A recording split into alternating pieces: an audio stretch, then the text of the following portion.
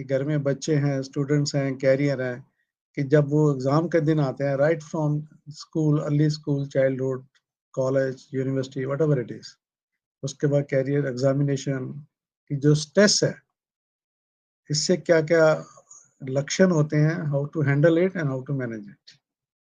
Right, right. So I am doctor Saloni Seth, मैं MBBS MD psychiatry हूँ Lady Hardinge medical college से। उसके बाद मैंने फेलोशिप किया है चाइल्ड एंड एडोलेसेंट साइकियाट्री में।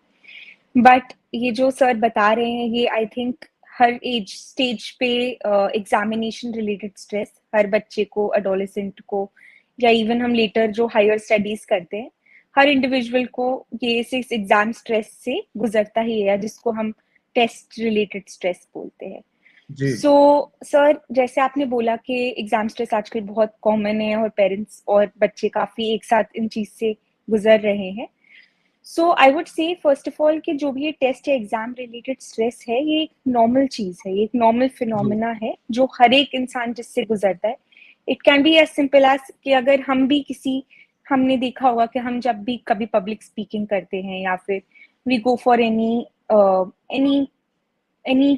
program or event where we have to face the audience audience. for that matter, or any new event for that matter, तो हमें थोड़ा सा एंजाइटी होता है, which can be in the form of कि थोड़ा सा हार्ट बीट तेज हो सकता है, मुंह सूखा पड़ सकता है, हाथ में पसीना आ सकता है।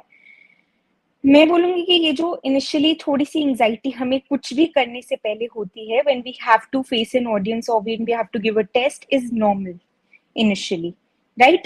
up till a level कि वो इतना ओवरवेलमिंग या इतना ज्यादा ना हो जाए कि हमारा टेस्ट या जो हम काम करने जा रहे हैं वो उसको इफेक्ट करना शुरू कर दे। जी। इनफैक्ट जिसको हम बोलते हैं, हम टर्म करते हैं यू स्ट्रेस, एक नॉर्मल लेवल ऑफ स्ट्रेस या एंजाइटी हमारे को बेटर परफॉर्म करने की तरफ पुश करती है। तो ये जो हमारे जो भी फिजियोलॉजिकल यानी बॉडी जो हमारे सिम्टम्स शो करती है एंजाइटी के, जैसे कि मैंने बोला कि हार्ट बीट तेज हो जाना या मुंह सूखा पड़ जाना या हाथ में पसीना आ जाना, थोड़ा सा ट्रेमलेसनेस या कंपन सी महसूस होना, फ्लटर्स महसूस होना, कि ऐसा गुदगुदी सा महसूस होना पेट में, कुछ भी करने से पहले वो एक्चुअली हमें बेटर परफॉर्म करने की कोशिश करती है।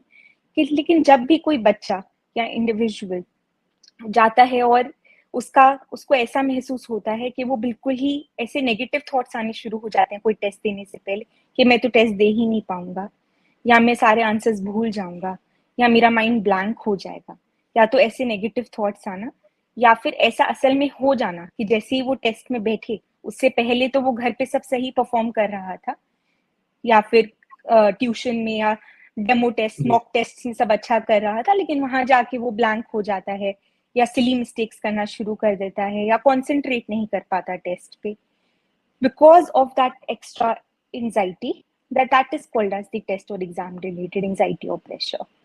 एंड अगर वो इतना एक्सेस हो जाता है कि वो इंसान को, एक बच्चे को परफॉर्म करने से रोकता है, then that is what should be always consulted for, क्या उसके लिए उस बच्चे को हेल्प लेना चाहिए। जी।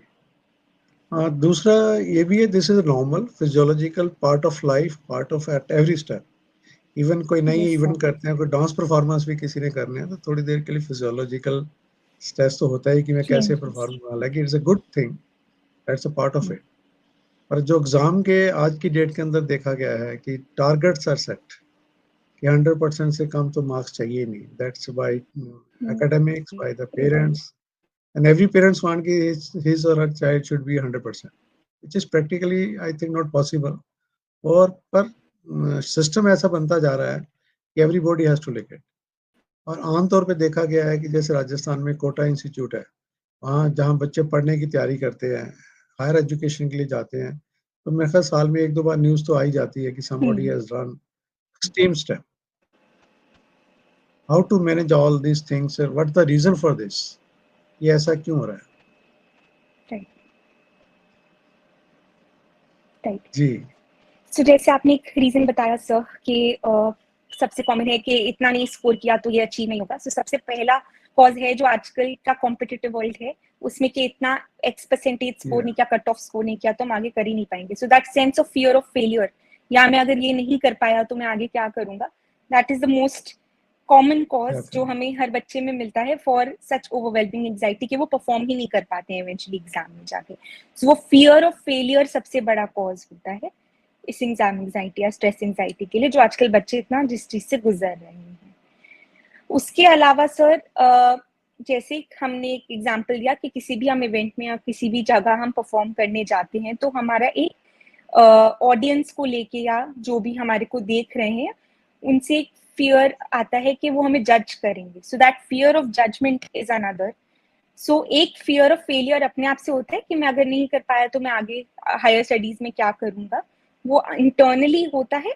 और जो फियर ऑफ जजमेंट होता है वो एक्सटर्नल होता है कि अगर मैंने नहीं किया तो मेरे फैमिली वाले मेरे बारे में क्या सोचेंगे, या फिर मेरे कोलीग्स मेरे बारे में क्या सोचेंगे कि मैं फर्स्ट अटेम्प्ट में या इतना मेहनत करने के बाद इतने साल बाद भी नहीं पास कर पाया।